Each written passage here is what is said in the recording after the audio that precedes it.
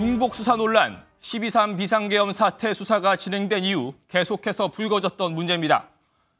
검찰과 경찰, 고위공직자 범죄수사처까지 앞다퉈 수사 경쟁을 벌이며 논란이 됐었는데요. 결국 검찰이 공수처의 이첩 요청을 받아들여 윤석열 대통령과 이상민 전 행정안전부 장관에 대한 수사를 넘기기로 했습니다. 사실상 기소만 남은 일부 피의자만 검찰이 계속 수사하기로 하면서 중복 수사 논란은 어느 정도 해소될 걸로 보입니다. 오늘 뉴스는 이 내용 상세하게 분석하면서 시작하겠습니다. 먼저 최희지 기자가 보도합니다. 12.3 비상계엄 사태를 수사 중인 검찰이 윤석열 대통령과 이상민 전 장관에 대한 수사를 고위공직자 범죄수사처에 이첩하기로 했습니다. 공수처의 이첩 요청을 받아주지 않았던 검찰이 전격적으로 입장을 바꾼 겁니다. 검찰이 특별수사본부를 차리고 수사에 본격적으로 뛰어든 지 13일 만입니다.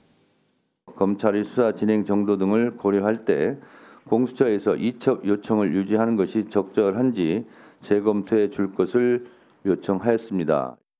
이첩 결정 이유에 대해 검찰은 중복 수사 논란을 해소하고 법률에 정해진 절차를 따르기 위한 것이라고 밝혔습니다. 앞서 검찰과 경찰, 공수처는 수사 경쟁을 벌이며 중복 수사 논란이 계속됐습니다. 검찰은 이 과정에서 공수처법 24조를 위배한 것이란 지적도 받았습니다. 이첩 요구에 응하여야 한다고 되어 있는 거 맞습니까? 강행 규정이고 의무 조항입니다. 다만 공수처는 수사 절차가 거의 마무리돼 기소만 남은 나머지 피의자에 대해서는 이첩 요청을 철회했습니다.